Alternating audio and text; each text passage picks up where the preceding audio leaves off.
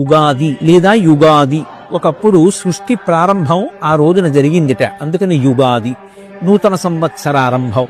అందుకే ఆ రోజున అభ్యంగన స్నానం ఆచరించి నూతన వస్త్రధారణ చేసి రాజదర్శనము అని పంచాంగంలో రాసి ఉంటుంది. రాజదర్శనము అంటే ఈ భూమిని పరిపాలించేటటువంటి ప్రభువు ఎవరుంటారో ఆయన నా విష్ణు పృథివీపతి, విష్ణువాంశ లేనటువంటి వాడు పృథివీపతి కాలేడు.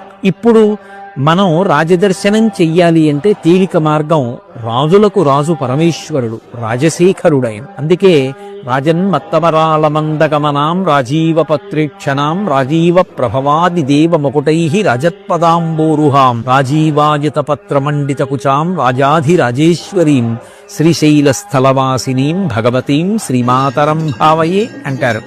ఆ జగదంబ కన్నా పరమేశ్వరుడి కన్నా రాజాధిరాజులు ఎవరుంటారు? అందుకే చక్కగా ఆ రోజున శివాలయానికి వెళ్ళి మనం పార్వతీ పరమేశ్వరుల యొక్క దర్శనం చెయ్యాలి. ఎందుచేత అంటే జగత పితరౌ వందే పార్వతీ పరమేశ్వరవు, ఈ జగత్తుకంతటికీ కూడా తల్లిదండ్రులు వాళ్ళు.